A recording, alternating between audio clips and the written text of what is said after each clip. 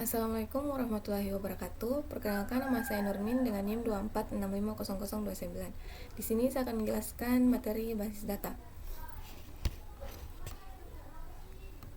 Pertama itu pengertian database dan MariaDB. Database adalah kumpulan data yang terstruktur dan tersimpan secara sistematis sehingga mudah untuk diakses, dikelola, ditambah, diubah, dan dihapus.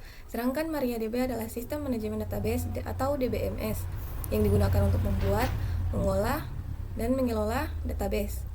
Contoh data dalam database itu yang pertama itu ada seperti data mahasiswa, data barang, data pelanggan, data transaksi, dan data sebagainya. Selanjutnya itu poin kedua, login ke MariaDB lewat CMD. Login ke MariaDB lewat CMD untuk memulai bekerja dengan MariaDB melalui command prompt atau terminal. Langkah pertama yang harus dilakukan itu adalah login dengan cara mengetik perintah, yaitu MySQL root. Selanjutnya itu poin ketiga, menampilkan database. MariaDB dapat berisi banyak database yang berbeda untuk mengetahui database apa saja yang tersedia dan menggunakan kata perintah show database. Selanjutnya itu poin keempat, membuat tabel baru. Tabel merupakan struktur utama tempat data disimpan. Setiap tabel berisi kolom field dan baris record. Untuk membuat tabel baru dan digunakan perintah create tabel nama tabel buka kurung. Di dalam tanda buka kurung ini menentukan kolom-kolom seperti ID, nama, alamat, dan tipe datanya.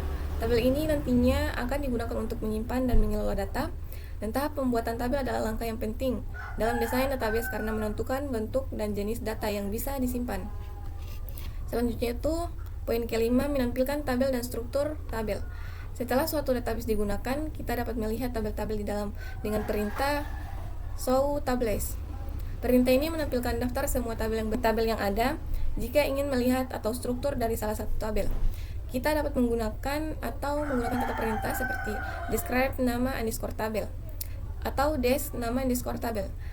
Perintah ini memperlihatkan nama kolom, tipe data, apakah kolom tersebut berisi null, dan informasi penting lainnya. Dengan mengetahui struktur tabel, kita bisa mengelola data dengan lebih mudah dan menghindari kesalahannya. Selanjutnya itu poin ke-7, perintah DDL atau Data Definition Language. DDL adalah kumpulan perintah yang digunakan untuk mengatur bentuk atau struktur database, bukan datanya. Perintah DDL berfungsi untuk membuat, mengubah, atau menghapus struktur seperti tabel dan kolom. Contoh perintah DDL yang pertama itu ada create tabel, alter tabel add, alter tabel modify, alter tabel drop column, dan drop tabel. Create tabel ini berfungsi untuk membuat tabel baru. Alter tabel add berfungsi untuk menambah kolom ke tabel. Alter tabel modify mengubah tipe data atau sifat kolom.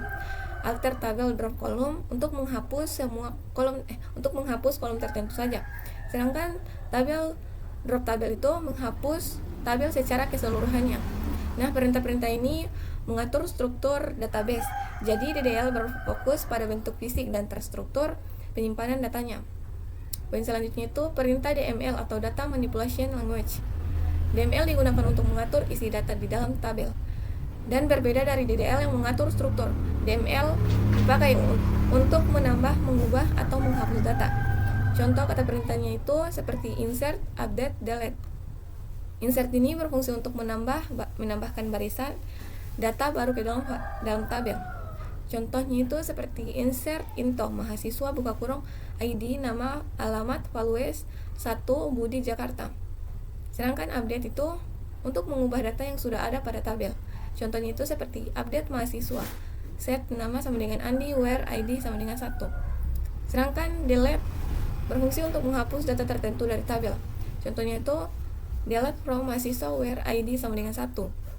DML adalah perintah yang paling sering digunakan dalam pengelolaan data sehari-hari, termasuk untuk aplikasi yang membutuhkan input, edit, dan penghapusan data.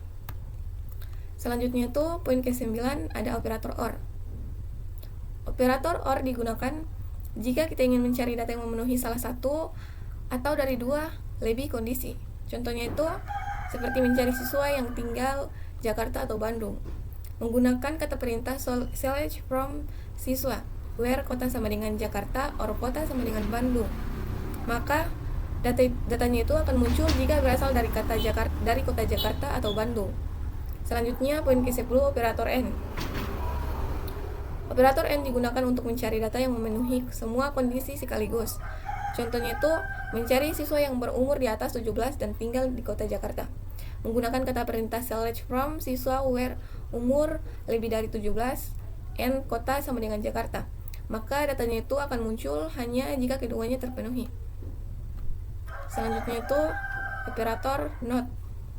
Operator not digunakan untuk mengecualikan kondisi tertentu atau kebalikannya. Contohnya itu, seperti mencari siswa yang bukan dari kota Jakarta. Menggunakan kata perintah select from siswa where not kota sama dengan Jakarta. Maka semua kota ditampilkan kecuali kota Jakarta. Selanjutnya, poin ke-12, operator between. Digunakan untuk mencari data dalam rentang angka atau tanggal. Contohnya itu, mencari siswa yang berumur antara 18 sampai 25 tahun dan menggunakan kata perintah seperti select from siswa where umur between 18 and 25. Maka akan muncul umur 18, 19 sampai 25 dan semuanya masuk. Selanjutnya, poin ke-13, operator in. Digunakan untuk mencari data yang cocok dengan beberapa nilai tanpa harus banyak memakai or. Contohnya itu seperti mencari siswa dari kota Jakarta, Surabaya, atau Bandung. Menggunakan kata perintah select from where in Jakarta, Surabaya, Bandung. Lebih singkat daripada where kota sama dengan Jakarta or kota Surabaya or kota sama dengan Bandung. Selanjutnya, poin ke-14, yaitu operator like dan not like. Pada operator like digunakan untuk mencari data berdasarkan pola teks dan sering dipakai dengan simbol persen dan underscore. Untuk persen ini bebas karakter dan sedangkan underscore itu untuk satu karakter saja. Contohnya itu persen untuk mencari nama yang diawali huruf A. Menggunakan kata perintah select from siswa where nama like A persen. Maka datanya itu akan muncul diawali huruf A, yaitu Adit, Agung, Alika.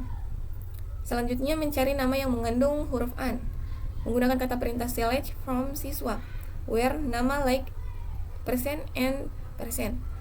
Maka akan muncul kata yang hurufnya itu ada n-nya, seperti Andi, Bintang, dan Danu. Selanjutnya itu ke operator not like. Not like akan menampilkan data yang tidak cocok dengan pola teks. Contohnya itu seperti mencari nama yang diawali huruf A. Menggunakan kata perintah select from siswa where nama not like A persen, maka akan muncul kata yang tidak diawali huruf A seperti Budi, Carya, masuk. Sedangkan Adit atau Agung tidak ditampilkan karena diawali huruf A.